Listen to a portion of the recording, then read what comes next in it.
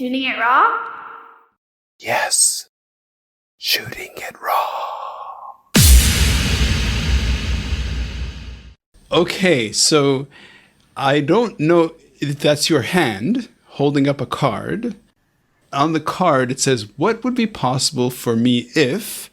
I told myself more empowering stories about myself and the world. I like it. Take it away. Thank you. Yes. Well, that's a photograph of one card from a card deck that I created called The Playground of Possibilities. I like it. And it was actually taken, it's a real life photograph taken outdoors with some greenery in the background. Mm-hmm. And it's not my hand, it's the hand of my friend who was taking the photograph. Okay. While his hand was holding the card deck. And it's not photoshopped, it's a real photo. Okay. And it's one of 52 cards in my card deck. And every question starts with the phrase for people to ask themselves, or for one person to ask themselves. And every question starts with, what would be possible for me if I did something? So it's about their own thinking and behaviour, not their mother or the government or their boss. Yeah. And I'm fascinated by psychology and why people think and behave the way they do. I think that's why I got into the field of marketing. Mm-hmm. And I'm also passionate about personal development and healing. Mm-hmm. So I like the idea of helping people to choose more useful thoughts and beliefs and stories about themselves and the world. Because, I mean, do you ever have any shitty, critical, unkind, unhelpful thoughts or beliefs or stories about yourself? Okay. I don't think you know this about me, and I think you're going to love how this... I didn't know this was going to come up, but in 2004, my wife and I went to learn how to surf, and we were in Sri Lanka learning how to surf, and then the tsunami happened, and then she almost died, and I almost died, and at one point, we were separated, and I was pulled out into the sea, when I made it onto a boat, waiting to be rescued. While in the meantime, on shore, people are dying. It was very harrowing.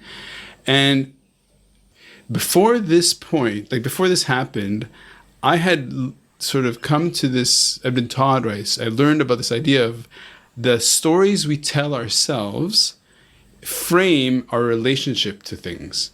And so this idea, like in your card, I told myself more empowering stories about myself and the world. Like what would happen if I did that?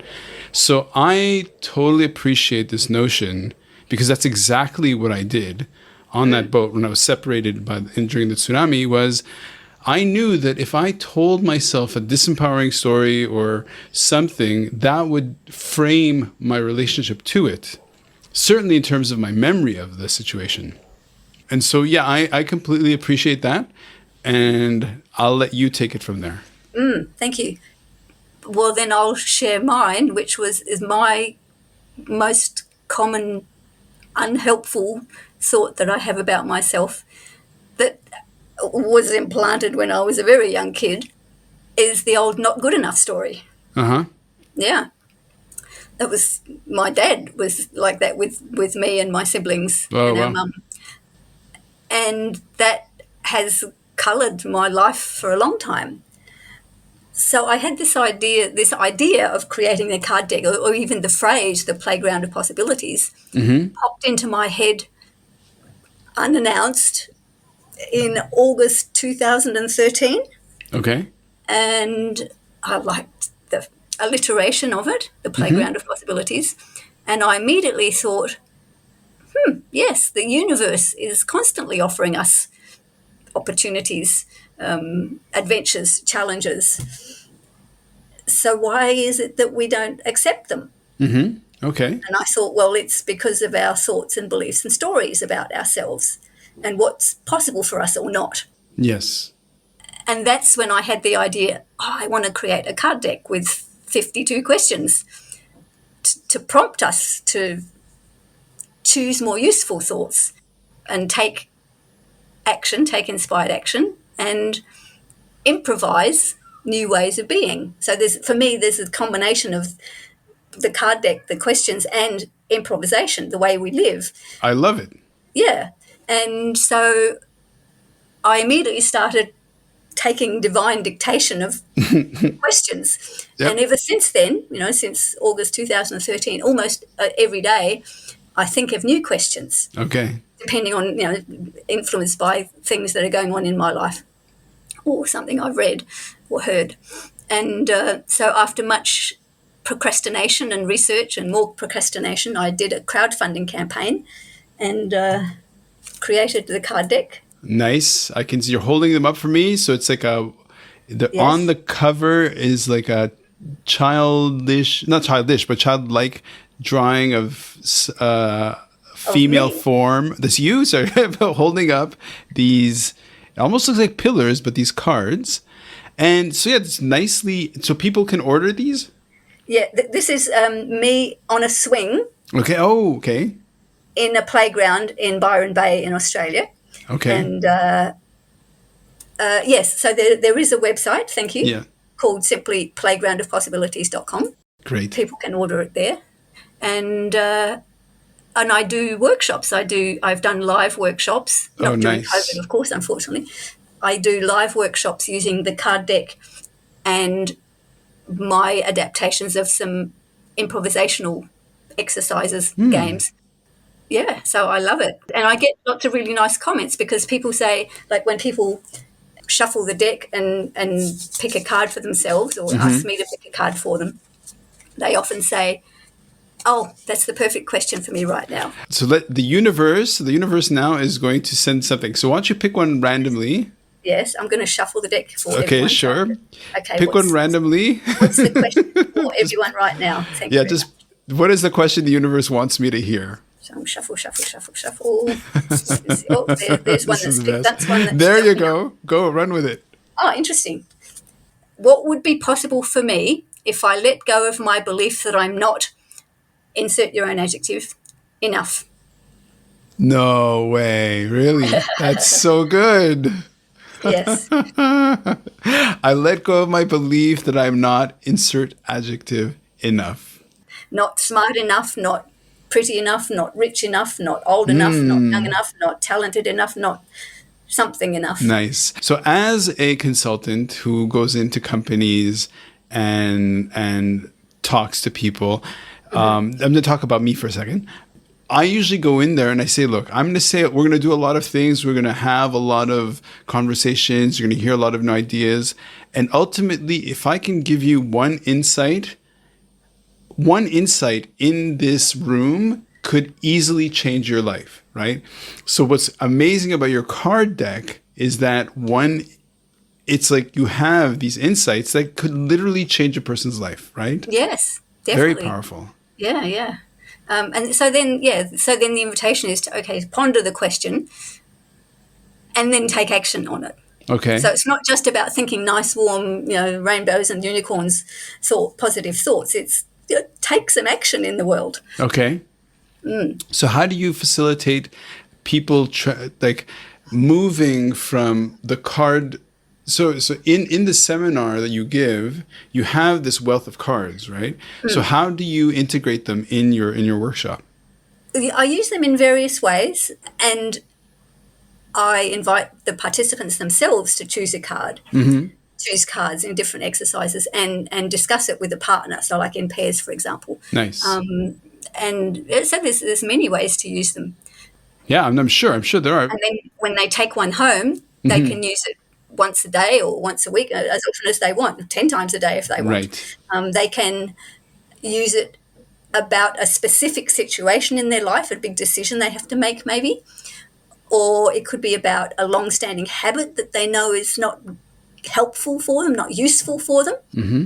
I prefer to say useful rather than positive or negative. Sure. Or they can just say, they can just trust the universe and say, okay, what's the question for me right now? Right. Oh, that's so good. So as you're saying this, I have this card in front of my face. I told myself more empowering stories about myself and the world. Like what would happen, what would be possible for me if I did that? Okay. So if someone had a belief about the world of like life's a bitch and then you die, well, that would influence how they behave, how they be Yes. in the Yes. world, wouldn't it? For sure.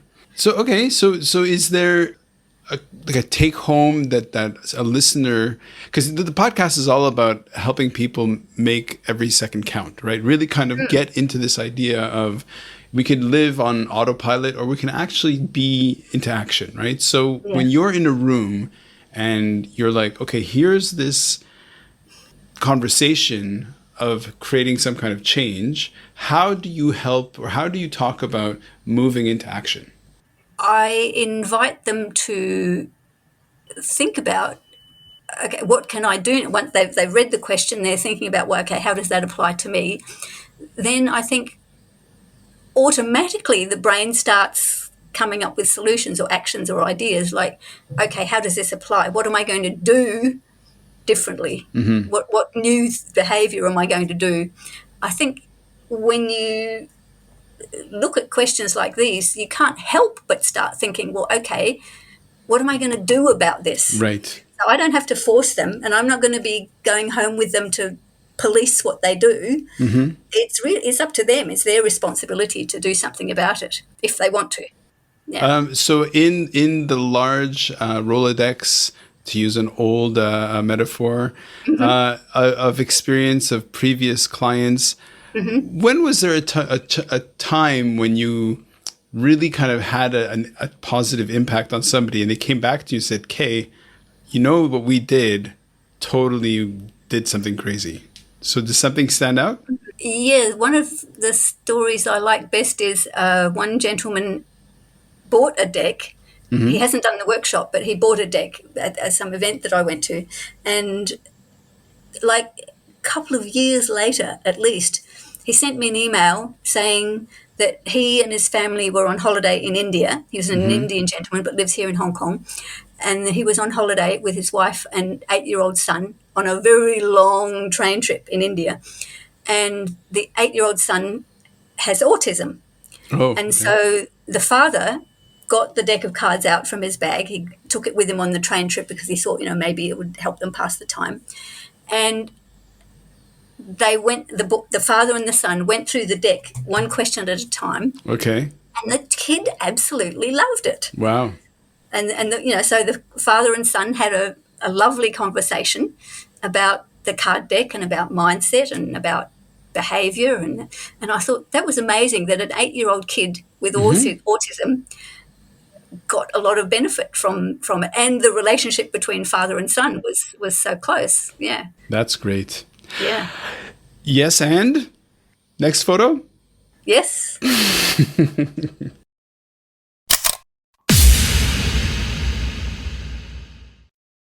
So is life really a gift? Really? Can you make every second count? That's the whole point of the podcast. So if you like what you've seen and you're inspired, because that really is my mission, then please give it a like, subscribe, and share. Shooting it raw? Yes, shooting it raw.